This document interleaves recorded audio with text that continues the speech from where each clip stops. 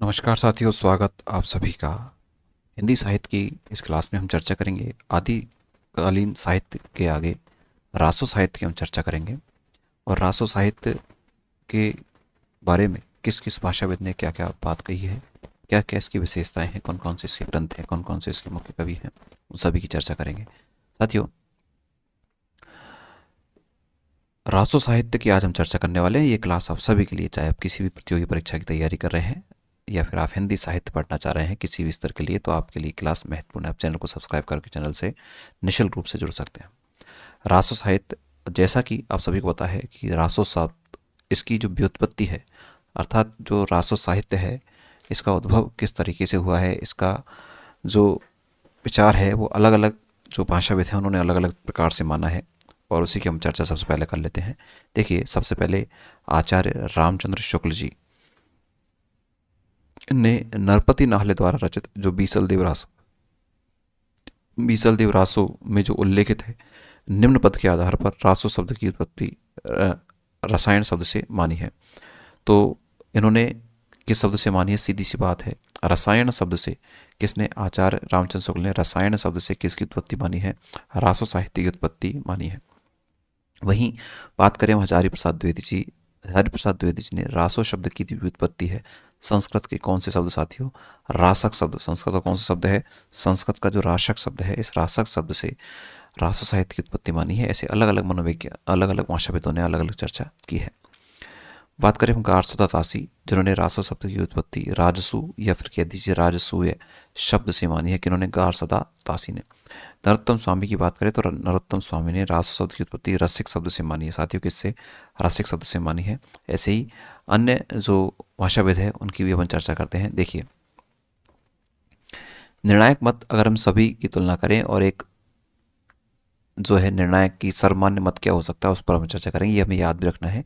उपरोक्त सभी मतों में से जो भी अपन ने पढ़े हैं, चाहे आचार्य रामचंद्र शुक्ल जी की हो, नरोत्तम दास जी की हो, हजारी प्रसाद द्विवेदी जी की हो, सबके आधार पर एक जो मुख्य है वो आचार्य हजारी प्रसाद द्विवेदी जी द्वारा प्रस्तुत जो रासक शब्द है, रासक शब्द से ही किसकी उत्पत्ति हुई? बताओ। रासो शब्द की उत्पत्ति हुई है। रासो शब्द से ही किसकी उत्पत्ति हुई है?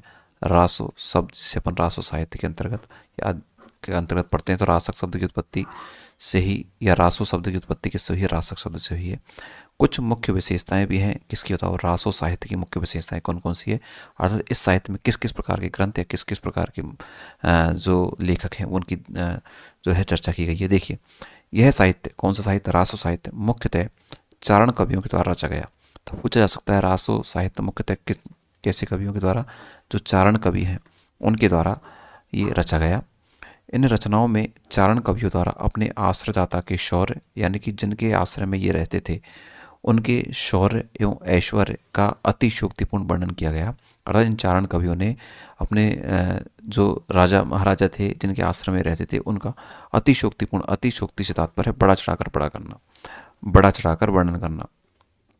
माना शौर्य तो उनमें था, लेकिन उनके शौर्य को और भी बढ़ा चढ़ाकर, उनके ऐश्वर्य को और भी अधिक बढ़ा चढ़ाकर वर्णन किया गया। बताओ किसके, कौन से साहित्य में? रासो साहित्य में। किसने किया ये वर्णन? चारण कवियों के द्वारा ये वर्णन किया गया। आगे हम कुछ और विशेषताओं की चर्चा कर लें। साथियों, लाइक जरूर कर दें क्लास, अगर आपको पसंद आते अपने मित्रों को शेयर जरूर कर लें। देखिए, इन रचनाओं में उस समय के सामंती जीवन की संपूर्ण झलक देखने को मिलती है। यानी कि उस समय का जो सामंती जीवन था उसकी झलक इसमें देखने को मिलती है रासो साहित्य में। इन रचनाओं में ऐतिहासिकता के साथ साथ कवियों द्वारा अपनी कल्पनाओं का समावेश किया गया। ऐतिहासिकता तो इसमें ही है, लेकिन अपनी कल्पना का भी जो सभी रचनाओं में प्राय होता भी है। इनमें युद्ध प्रेम का अधिक वर्णन किया गया। इसके कारण ही इनमें वीर व श्रृंगार रस की प्रधानता मानी जाती है। अर्थात रासो साहित्य में एक तो कौन सा रस? वीर रस, और एक होता कौन सा रस? श्रृंगार रस। एक कौन सा रस? श्रृंगार रस की प्रधानता मानी जाती है, क्योंकि युद्ध और प्रेम दोनों का ही वर्णन किया गया है। तो युद्ध के आधार पर वीर हो गया और प्रेम के आधार पर बताओ क्या हो गया? श्रृंगार रस की महत्ता इसमें स्वीकार की गई है। श्रृंगार रस का इसमें वर्णन किया गया है। इन रचनाओं में डिंगल व पिंगल शैली का प्रयोग किया गया है। आपके लिए प्रश्न यह है कि डिंगल शैली क्या होती है और पिंगल शैली क्या होती है? किस किस तरह की रचनाओं में डिंगल और पिंगल का प्रयोग होता है? तो रासो साहित्य में डिंगल और पिंगल दोनों शैलियों का प्रयोग किया गया है। रासो साहित्य की अधिकांश रचनाएं संदिग्ध एवं अर्ध प्रमाणिक मानी जाती है। कोई ऐतिहासिक इसमें प्रमाण जो हैं वो अच्छे से नहीं मिल पाते हैं, इसलिए इन रचनाओं को संदिग्ध और अर्ध प्रमाणिक भी मानी जाती है। देखिए साथियों, रासो साहित्य की कुछ प्रमुख रचनाएं हैं जो आपसे एग्जाम में पूछी जाती है, उनको हमें याद रखना ही है। जैसे बात करें महत्वपूर्ण रचना पृथ्वीराज रासो की, बताओ कौन सी? चंद्रवरदाई। चंद्रवरदाई जो रचना है वो किसकी है? बताओ, पृथ्वीराज रासो की है। वहीं वीसलदेव रासो की एक रचना है मुख्य, जिसका नाम है नरपति नाल है। ये आपको याद करना है, एग्जाम में पूछे जाते हैं। पृथ्वीराज रासो की कौन सी है? चंद्रवरदाई। बीसलदेव रासो की है नरपति नाल है। वहीं परमाल रासो की जो रचना है वो कौन सी? बताओ, जगनिक। कौन सी रचना है साथियों? जगनिक। हमीर रासो ने लिखा है, बताओ सारंगधर। कौन सा? सॉरी, सारंगधर ने लिखा है, बताओ कौन सा? हमीर रासो। जगने ने लिखा है, बताओ परमाल रासो। नरपति नारायण ने लिखा है बीसलदेव रासो। चंद्रवरदाई ने बताओ कौन सी रचना लिखी? पृथ्वीराज रासो। वही दलपत विजय के द्वारा लिखी गई है, तो कौन सी? खुमान रासो। वही नल्ल सिंह वाहट के द्वारा लिखी गई है विजयपाल रासो। और बुद्धि रासो लिखी गई है, बताओ किसके द्वारा? जल्लन के द्वारा।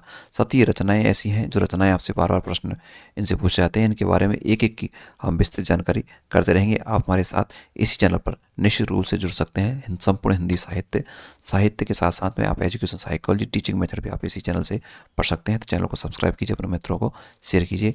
आगे की जानकारी हम अगले वीडियो में चर्चा करेंगे। तब तक के लिए नमस्कार।